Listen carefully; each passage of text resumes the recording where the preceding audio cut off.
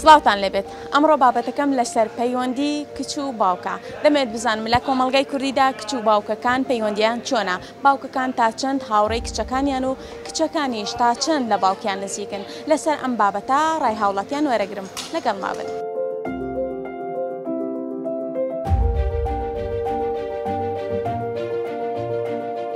پەیوەندی کچ و باوک لە کۆمەڵگای کوردی ئێستا چۆنە؟ بەخوای تا ڕادێکی باش بەڕێی من زۆر باش لەبەر خەریک وشیار بوویتەوە وەکو زمانی قەدیم نییە خەریک زیاتر کچ و کوڕ ئەگەر خۆشتری نەوێتن لە کوڕەوەچی یەک حیسابی دەکرد.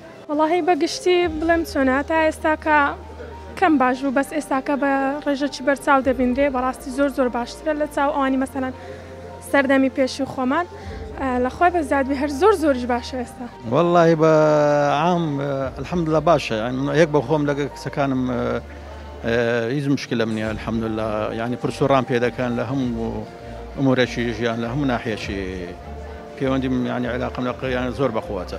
والله الحەمدولله ئێستا تا ڕادێک باشە یعنی تا ڕادێک ئێستا باوکەکان بەگشتی وەکو هاوڕێنە لەگەڵ کچەکانیان. بە من باشتر بووە ئێستاکە. ئێستا بەڕاستی هەز دەکەم پەیوەندەکان زۆر گۆڕاون جیاواز لە جاران خۆی دەکەوێتەوە سەر کچەکە ئەگە کچەکە مامەڵی جوان بێ بەرامبەر دایک و باوکی ئەوانش بەعنی باوکەکانش بەتەواوی بەرامبەری دەست بێ باوک ئەگەر کەوت هەوڵ دەبێت کچەکە بۆی هەوڵ بدات تاکو خزمەت و شتی بکاتن.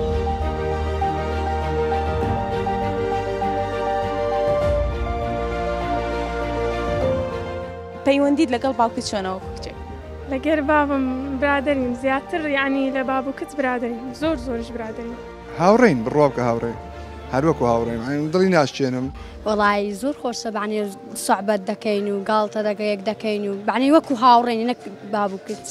وەکو کچ و باوک برادراتی هەیە لە بینەی. ئەمە لە ماڵی پێنج خوشکین بەس ئەلحەمدولله زۆر پەیوەندێکی باشمان هەیە تێکەڵاوێکی زۆر باشمان هەیە لەگەر بابم. کان یاری منداڵانم هەیە بڕوا بکە ئەوەی کە بۆ کچ دەکڕێ بۆ کوڕ ناکڕێت.